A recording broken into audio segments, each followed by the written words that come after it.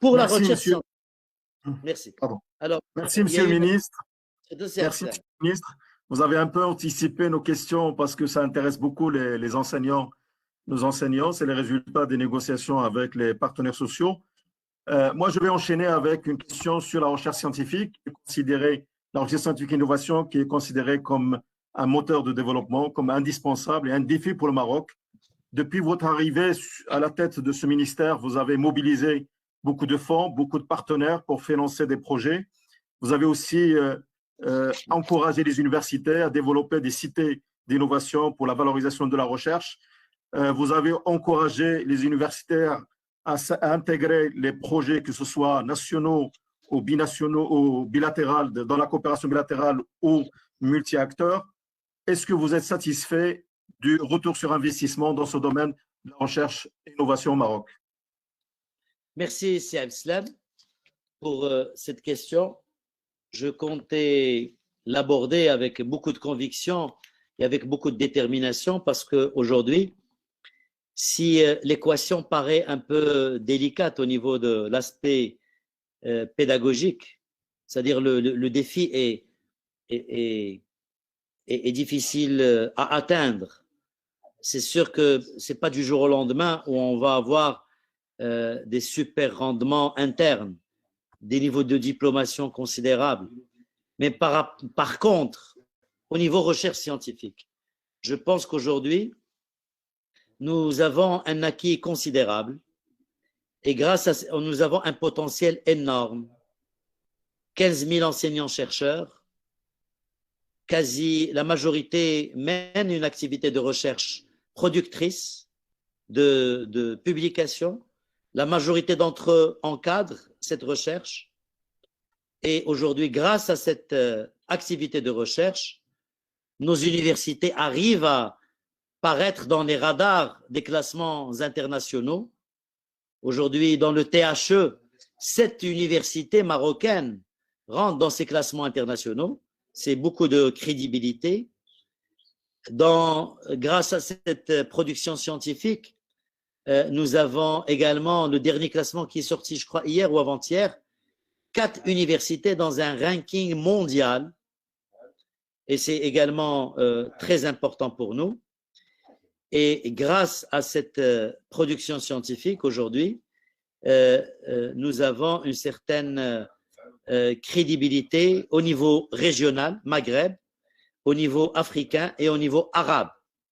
Le dernier classement, justement, qui vient de paraître il y a 2 jours, classe le Maroc, 5e pays arabe, 4e pays africain. Alors, 5e pays arabe, après l'Arabie Saoudite, après le Liban, l'Égypte et les Émirats.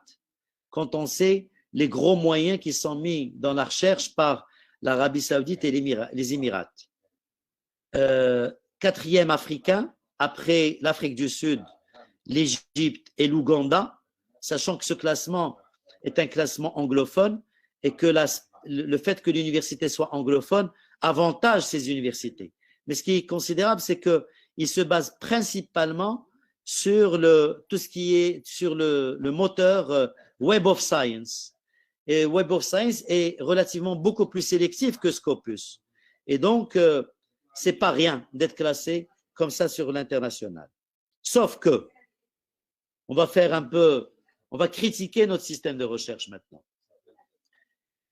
Aujourd'hui, l'activité de recherche est encore en toute franchise. En quoi elle consiste au Maroc? C'est de l'encadrement de thèses, c'est de la publication, l'élaboration de projets pour avoir des financements, l'organisation de manifestations et la participation à des manifestations scientifiques à l'étranger, donc de la mobilité. Moi, je pense que cette activité-là, elle a également fait 100 ans. Et là aussi, il faut absolument qu'on puisse opérer un changement de façon de faire et d'approche. Moi, je pense que ce que nous avons fait jusqu'à aujourd'hui est une recherche de confort. Quand on rentre, on vient de soutenir nos thèses, on est content, on inscrit des étudiants, on commence à préparer une thèse, c'est très bien. tout ça est très bien, mais ce n'est pas suffisant. Pourquoi? Parce que cette recherche n'est pas compétitive. Elle n'a aucun impact sur notre économie. Elle n'arrive pas à générer de la richesse, ni à créer de la valeur. Beaucoup de nos publications n'ont pas d'impact. Beaucoup de brevets déposés ne sont pas valorisés. Ils restent au stade de brevet, malheureusement. Vous allez me dire, c'est vrai, il faut un écosystème favorable de recherche, développement, innovation pour pouvoir justement développer ces brevets en prototypes et en solutions industrielles. Mais la balle également dans notre camp. Moi, je pense qu'il faudrait orienter cette recherche vers une recherche développement, une recherche beaucoup plus appliquée, une recherche qui est utile, une recherche, vous savez, on vient de passer par une période très critique de cette crise Covid et nous avons besoin de nos chercheurs pour innover et nous doter de solutions, non seulement technologiques, notamment en mettant en place des respirateurs, en créant, mais également des solutions médicales, des vaccins, médicaments. On aurait pu. C'est pour ça que je dis que cette crise Covid nous apporte beaucoup d'enseignements. Si on a fait preuve de résilience et d'agilité pour développer des solutions, aujourd'hui, plus que jamais, nous sommes interpellés pour avoir une vraie activité de recherche qui impacte l'économie et qui nous permet de créer de la richesse. Comment? D'abord, opérer un vrai arrimage avec le monde de l'entreprise. Aujourd'hui, malheureusement, il y a encore une vraie frilosité entre le monde entrepreneurial, industrie, entreprise, et le monde universitaire. On se donne encore le dos, alors qu'on devrait être complémentaires. Je pense que la balle est dans notre camp, nous, en tant qu'autorité gouvernementale, chargée de l'enseignement supérieur, chargée de l'industrie, et nous sommes en train d'élaborer une vraie stratégie par un certain nombre de dispositifs réglementaires pour créer ce pont, ce mariage, des bourses.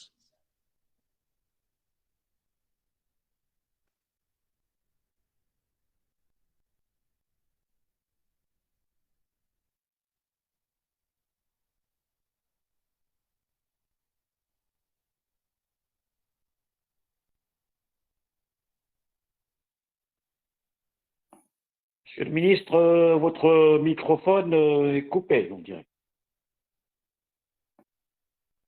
Et on n'entend plus rien. Ah oui, c'est bon. Monsieur le ministre, votre micro est coupé. Voilà, c'est bon. D'abord, ça va. C'est bon. C'est bon. À partir de quand, Ad? Il y a là une seconde, deux phrases. Voilà, très bien, d'accord. Donc, je disais que commencer à travailler dans ce sens puisque nous avons lancé un appel à projet commun avec le ministère de l'Industrie sur l'intelligence artificielle. Et l'idée, en fait, c'est pas mettre 35 millions, 15 millions de part et d'autre, non, mais c'est d'apprendre à travailler ensemble, d'apprendre à élaborer des projets sur des problématiques industrielles et apporter des solutions pour, dans le domaine de la santé, dans le domaine de l'agriculture, dans le domaine des énergies, dans les différents domaines de notre économie nationale. Le Maroc, aujourd'hui, s'est engagé dans un certain nombre de chantiers structurants. Et il faut absolument que les universités puissent l'accompagner et puissent apporter des solutions. Et la mise en place de bourses ou des chaires industrielles va également rapprocher ce monde industriel au monde universitaire. Et donc, je pense qu'aujourd'hui, il faut aussi réfléchir à un autre mécanisme de recherche scientifique au-delà de la recherche universitaire. Comment?